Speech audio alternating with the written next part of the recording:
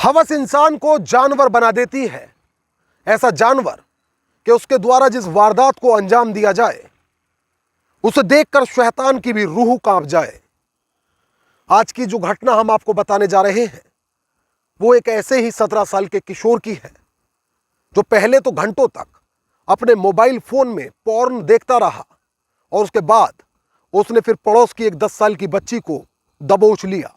इतना ही नहीं, उसके द्वारा पहले बच्ची के साथ दरिंदगी की वारदात को अंजाम दिया गया और उसके बाद उसने जो घटना की उसने आस पड़ोस और इलाके के लोगों को हैरत में डाल दिया।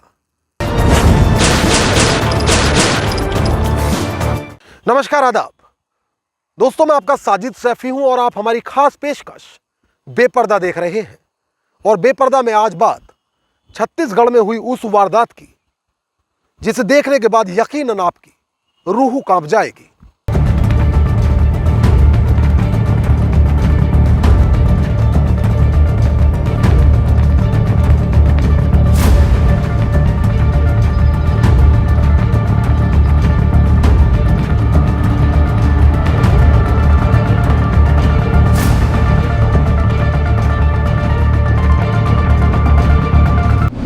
तारीख 26 नवंबर 2022, वक्त दोपहर के करीब 2 बजे। स्थान छत्तीसगढ़ का बेमेतरा थाना इलाका। यहां एक गांव में एक घर से एक छोटी मासूम बच्ची की तेज रोने की आवाज सुनाई दे रही थी। गांव वाले जानते थे कि घर में रो रही मासूम के अलावा उसकी एक 10 वर्षीय फुफेरी बहन भी मौजूद है, मगर ना जाने क्यों उसकी ओर से बच्ची को चुप क्यों नहीं कराया जा रहा। खैर, अब ग्रामीण उसके घर में दाखिल हुए, लेकिन घर के अंदर का नजारा देख वहां चीख पुकार मच गई, क्योंकि उनके सामने 10 साल की उस मासूम की लाश फांसी के फंदे पर लटकी हुई थी। लाश के नीचे एक कुर्सी भी लगी थी, जिसे देखकर प्रतीत हो रहा था कि शायद खेलते खेलते बच्ची ने गलती से अपने गले में फंदा डाल लिया हो और दम घुट जाने से उसकी मौत हो गई। खैर, मौकाए वारदात की तस्वीर बेहिसाब डरावनी थी, लिहाजा घटना के मुतालिक तत्काल पुलिस को सूचित किया गया, जबकि बच्ची के परिवार के बाकी लोग जो खेत में कटाई करने गए थे उनको भी वारदात की जानकारी दी गई।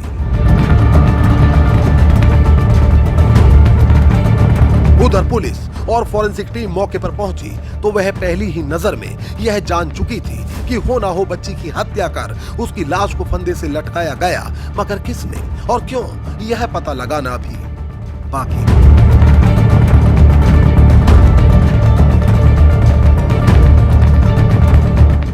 और अब जब बच्ची का पोस्टमार्टम कराया गया तो उसमें यह भी साफ हो गया कि बच्ची की हत्या से कब्ल हत्यारे ने उससे रेप भी किया है, जिसके बाद बच्ची के आस पड़ोस में जानकारी करने पर पुलिस को पता चला कि बच्ची के एक पड़ोस में रहने वाले 17 वर्षीय किशोर की गतिविधियां संदिग्ध हैं। लिहाजा सूचना के बाद पुलिस ने नाबालिग को तत्काल पूछताछ के बाबत हिरासत में ले लिया। शुरुआत में तो वह पुलिस को गुमराह करने लगा, लेकिन उसका मोबाइल पुलिस ने अपने कब्जे में लिया तो वह टूट गया और फिर उसकी ओर से सुनाई गई एक हैरान करने वाली कहानी। उसने बताया कि वह ऐसी लत की जद में है जो इंसान को दरिंदगी की तरफ धकेल देती है। ऐसी लत का शिकार है जिसे देखने पर आंखों में वहशीपन उतर आता हो। उसे ऐसी लत लगी है जो इंसान को दरिंदा बना दे। उसने बताया कि जो कोई उसका शौकीन होता है वो उसका गुलाम बन जाता है और फिर इंसान से हैवान बने व्यक्ति की रगों में बहता है वहशीपन और वह अपना शिकार ढूंढने निकल पड़ता है। दरअसल उसने बताया कि वह पॉर्न फिल्म यानी अश्लील वीडियो देखने का शौकीन है और पॉर्न के पाप के बाद ही उसने बच्ची के साथ महापाप किया है। उसने बताया कि किस तरह वहशी की हैवानियत के आगे मासूमियत सिसकती रही और मासूम बच्ची ने यूं ही सिसक सिसक कर दम तोड़ दिया।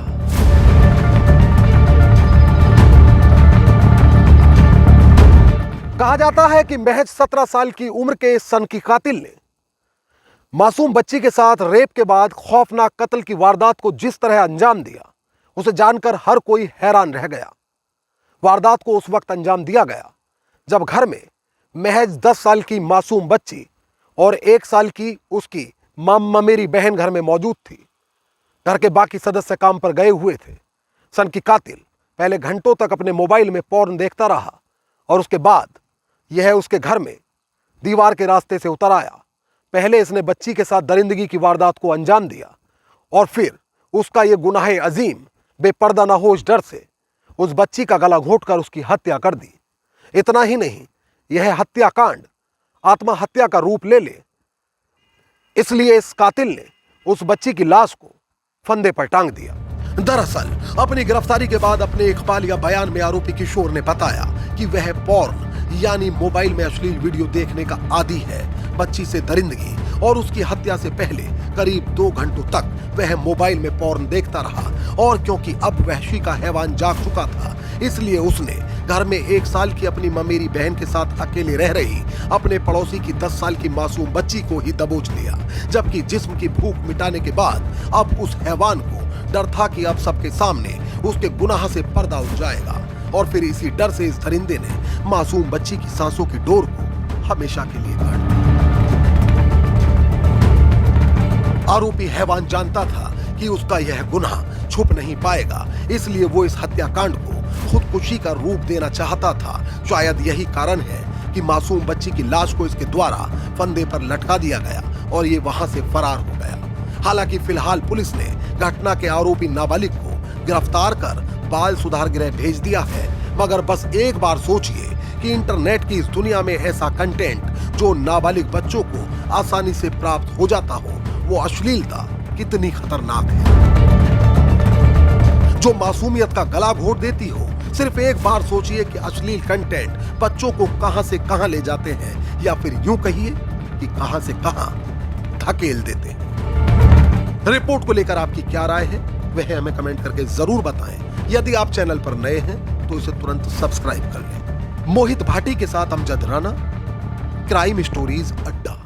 तो दोस्तों, फिल वक्त मुझे दीजिए इजाजत, लेकिन यदि आप चाहते हैं कि क्राइम स्टोरीज अड्डा पर बेपर्दा के एपिसोड्स का सिलसिला आगे जारी रहे, तो हमारे चैनल को तुरंत सब्सक्राइब करिए, बेल आइकॉन दबाइए। रिपोर्ट को लेकर आपकी क्या राय है, वह हमें कमेंट करके जरूर बताएं।